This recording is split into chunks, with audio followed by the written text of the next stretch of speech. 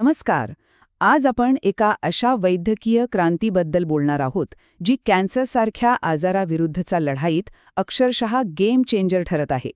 या विशेष माहिती सत्रात आपण कार टी सेल थेरपी या भन्नाट तंत्रज्ञानाची गुपिते उलगडणार आहोत. चला तर मग थेट मुद्द्यालाच हात घालूया. 1 मिनिट जरा विचार करा. जर कॅन्सरवरचा सर्वात जालीम उपाय आधीपासूनच आपल्या शरीरात लपलेला असेल तर? ऐकायला थोडं सायफाय सिनेमासारखं वाटतंय ना? पण मंडळी, हीच आता आपली नवी वास्तविकता बनत आहे. आपली स्वतःची रोगप्रतिकारक शक्तीच आता असाध्य आजारांना हरवण्याची किल्ली बनणार आहे. आता हे सगळं अचानक का चर्चेत आलंय? तर यामागे नुकतंच घडलेलं एक ऐतिहासिक पाऊल आहे. नुकतंच आपल्या टेक्नॉलॉजी डेव्हलपमेंट बोर्ड म्हणजे TDBने भारत सिंगापूर सहयोगी फ्रेमवर्क अंतर्गत एक खूप महत्त्वाचा करार केलाय. त्यांचं मुख्य टार्गेट काय आहे? तर मल्टिपल मायलोमा. हा एक अत्यंत गंभीर आणि असाध्य मानला जाणारा रक्ताचा कर्करोग आहे. या आंतरराष्ट्रीय मोहिमेतून ते CAR-T सेल थेरपीचा वापर करून या आजारावर उपचार शोधत आहेत. खरंच वैद्यकीय विश्वासाठी हा आशेचा एक मोठा किरण आहे. हे सगळं समजून घेण्यासाठी आधी आपल्याला आपल्या शरीरातल्या मायक्रोस्कोपिक हिरोंची ओळख करून घ्यावी लागेल. आपल्या शरीराचे मुख्य रक्षक म्हणजे टी सेल्स. या टी सेल्स म्हणजे पांढऱ्या रक्तपेशींचाच एक प्रकार. शरीरात घुसणाऱ्या कोणत्याही संसर्गजन्य किंवा असमान पेशींना शोधून काढायचं आणि त्यांना खतम करायचं, ही यांची मुख्य ड्युटी. हे म्हणजे आपल्या शरीराचे असे कमांडोज आहेत जे नैसर्गिकरित्या शत्रूशी लढण्यासाठीच तयार झालेले असतात. तर इथला सर्वात महत्त्वाचा मुद्दा हा आहे की या टी सेल्सचं मुख्य काम सायटोटॉक्सिक ॲक्शन करणं हे आहे. सोप्या भाषेत सांगायचं तर हानिकारक पेशींना थेट मारून टाकणे. या पेशींचा जन्मच मुळी धोके नष्ट करण्यासाठी झालेला असतो. अगदी त्यांच्या DNAमध्येच हे भिनलेलं असतं. पण आत्ता शास्त्रज्ञांनी एक कमाल केली आहे. ते या नैसर्गिक रक्षकांना प्रयोगशाळेत नेऊन आणखी पॉवरफुल बनवत आहेत. तुम्हाला माहितीये, CAR-T थेरपीला लिव्हिंग ड्रग म्हणजे जिवंत औषध असं म्हटलं जातं. कारण यात थेट रुग्णाच्याच जिवंत रोगप्रतिकारक पेशींचा वापर केला जातो. हा विचारच मुळात औषध या संकल्पनेची व्याख्या पूर्णपणे बदलून टाकतोय. इथे कोणतीही बाह्य रासायनिक गोळी काम करत नाही, तर रुग्णाच्या स्वतःच्या पेशी हेच एक शक्तिशाली औषध बनतात. हे सगळं घडतं तरी कसं? तर या प्रक्रियेचे मुख्य 4 टप्पे आहेत. ही एक प्रकारची बायोलॉजिकल ट्रेनिंग कॅम्पच आहे. पहिला टप्पा म्हणजे रुग्णाच्या रक्तातून टी सेल्स बाहेर काढल्या जातात. दुसरा टप्पा, प्रयोगशाळेत या पेशींमध्ये CAR चिमॅरिक अँटीजन रिसेप्टर निर्माण करणारं विशिष्ट जनुक टाकलं जातं.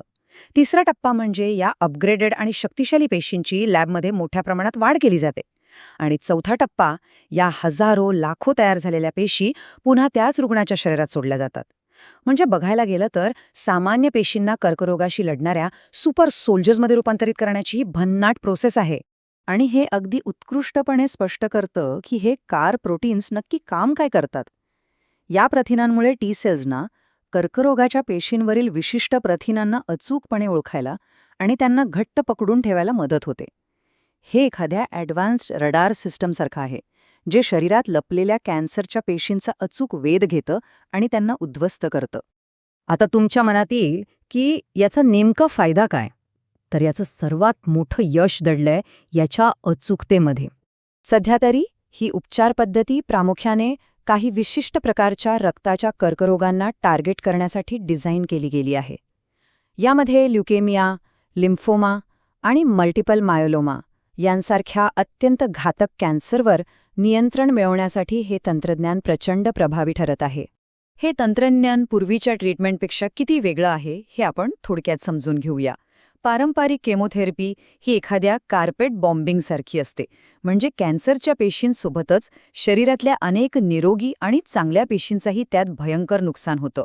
पण या उलट CAR-T थेरपी अत्यंत अचूकपणे फक्त आणि फक्त कर्करोगाच्या पेशींवरच हल्ला करते. Targeted destruction. यामुळे निरोगी पेशी वाचतात.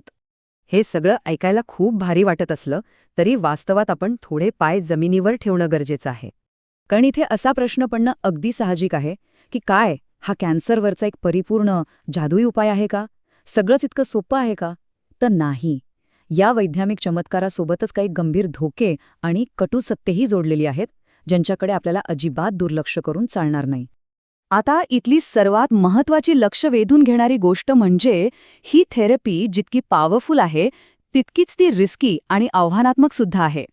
सगळ्यात पहिला धोका म्हणजे रुग्णाच्या शरीरात सायटोकाईन रिलीज सिंड्रोम CRS सारख्या अत्यंत तीव्र रिॲक्शन्स येऊ शकतात. दुसरं म्हणजे ही पद्धत प्रचंड खर्चिक आणि तांत्रिकदृष्ट्या अतिशय गुंतागुंतीची आहे. याचाच अर्थ विकसनशील देशांमध्ये ही थेरपी अद्यापही सर्वसामान्यांच्या आवाक्याबाहेर आहे. तिची उपलब्धता आजही खूपच लिमिटेड आहे. आणि म्हणूनच शेवटी एक अतिशय विचार करायला लावणारा प्रश्न उभा राहतो. भविष्यात कॅन्सरवरचा हा जालीम उपाय फक्त काही मोजक्या श्रीमंत लोकांसाठीच एक प्रिव्हिलेज म्हणजे विशेषाधिकार राहील, की तो सर्वांसाठी एक समान हक्क बनेल? वैद्यकीय समानतेच्या या महत्त्वाच्या प्रश्नावर तुम्हाला विचार करायला लावून आपण आजचं हे विश्लेषण इथेच थांबवत आहोत. वैद्यकीय विज्ञानातील अशाच अनेक नवीन शोधांबद्दल जाणून घेण्याची आपली उत्सुकता नक्कीच कायम राहील. चला तर मग लवकरच भेटूया